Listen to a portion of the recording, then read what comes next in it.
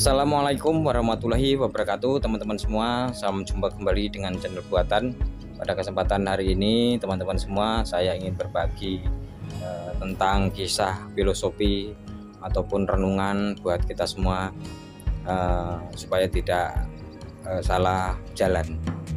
Bagi teman-teman yang baru menemukan channel ini, jangan lupa subscribe dan komennya, dan jangan lupa juga bunyikan loncengnya agar terus update video-video terbaru dari channel Buatan. Mari simak informasinya sebagai berikut. Kisah dimulai dari sini. Seorang tukang bangunan yang sudah tua, yang sudah bekerja puluhan tahun, mulai merasa tubuhnya sudah semakin tua untuk bekerja. Ia lalu memantapkan diri untuk berbicara dengan mandornya tentang rencana untuk berhenti kerja. Setelah beberapa saat kemudian, pekerja bangunan tersebut datang dan menemui sang mandor. Sang mandor pun merasa sedih sebab tukang bangunan yang hendak pensiun itu merupakan tukang bangunan terbaiknya. Mandor itu lalu mengizinkan tukang bangunan pensiun setelah menyelesaikan satu proyek lagi. Beberapa minggu kemudian datang sebuah proyek baru untuk rumah. Tukang bangunan tersebut hendak pensiun malah dipasrahi sebagai penanggung jawab. Dia diberi kebebasan membuat bangunan yang disukai. Setelah proyek tahu terakhirnya adalah sebuah rumah, tukang bangunan itu menjadi jengkel sebab pembangunan rumah pasti memakan waktu yang lama untuk selesai. Dia pun bekerja malas-malasan dan membuat rumah dengan asal-asalan, bahkan yang digunakan pun bahannya tidak teliti kualitasnya. Ketika rumah itu selesai, sang mandor mendatangi tukang bangunan yang tua dan berkata, "Rumah yang kau bangun ini adalah hadiah dariku untukmu. Terima kasih telah bekerja dengan baik." Tukang bangunan pun merasa menyesal setelah mengerjakan proyek yang terakhir dengan asal-asalan.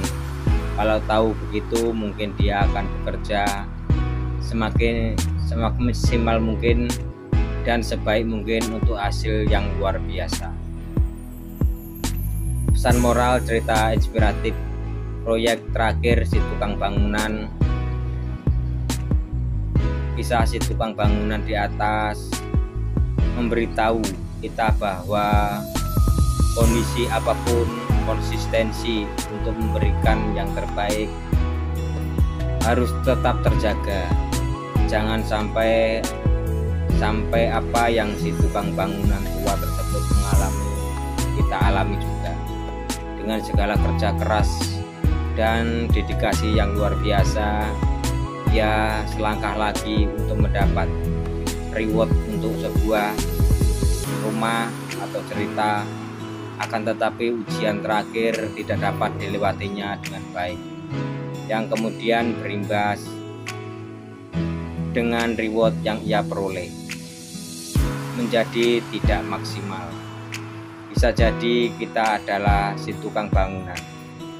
Bisa jadi kita adalah orang yang selama ini berjuang mati-matian dengan penuh dedikasi terbaik. Dan bisa jadi pula atau segala jerih payah kita dan kerja keras kita, Tuhan dan kita, kehidupan ingin diberikan kita hadiah melalui ujian yang terakhirnya. Jadi pastikan kita tetap mempertahankan dedikasi kerja keras dan semangat kita untuk menyelesaikan ujian tersebut. Jangan sampai nasib kita sama seperti si tukang bangunan dalam contoh singkat di atas. Kemudian berikutnya lagi ya sudah filosofi sebuah pensil. Orang anak bertanya kepada neneknya yang sedang menulis sebuah surat. Nenek lagi menulis tentang pengalaman kita ya, atau tentang aku?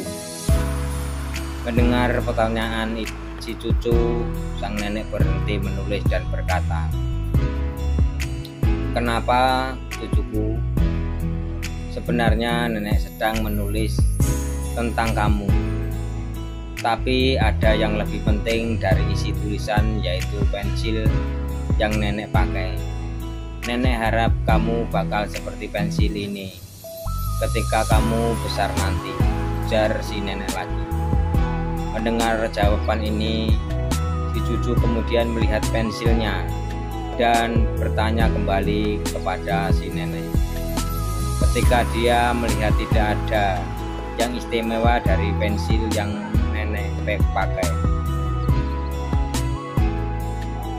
"Tapi Nek, sepertinya pensil itu sama saja dengan pensil yang lain," ujar si cucu. Si nenek kemudian menjawab, "Itu semua tergantung bagaimana kamu melihat pensil ini.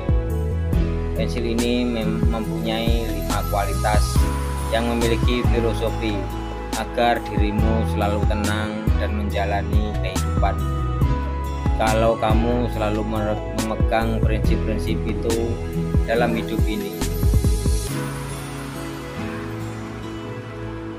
Si nenek kemudian menjelaskan 5 kualitas dari sebuah pensil.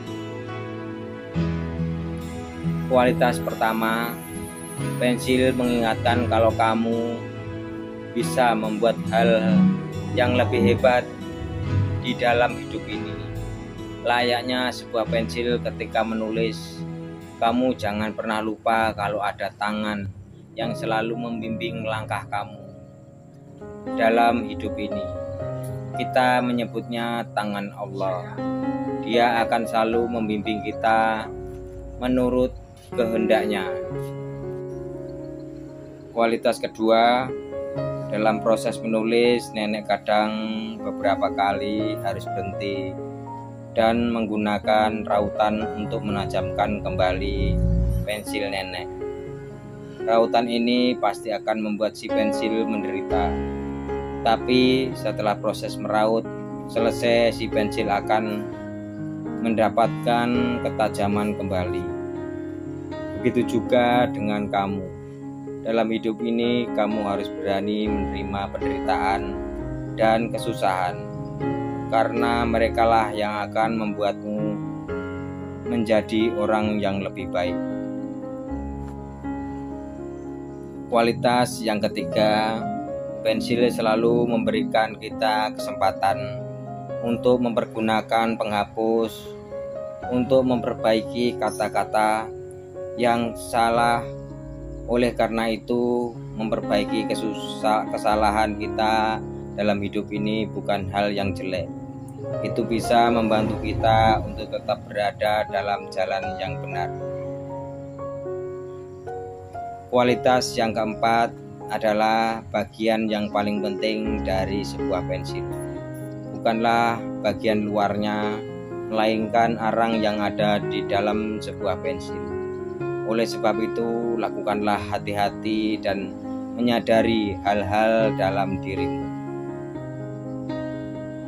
Kemudian kualitas yang kelima, sebuah pensil selalu meninggalkan goresan.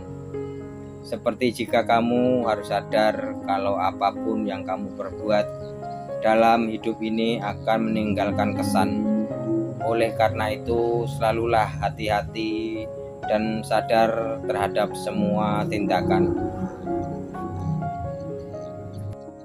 Demikianlah kisah si tukang bangunan dengan filosofi sebuah pensil. Semoga semua ini bisa menginspirasi buat kita semua tentang kesabaran dan ketekunan dalam bekerja. Saya ucapkan sekian, semoga bermanfaat. Jangan lupa juga kunjungi konten-konten saya sebelumnya. Wabillahi taufiq wal hidayah. Wassalamualaikum warahmatullahi wabarakatuh.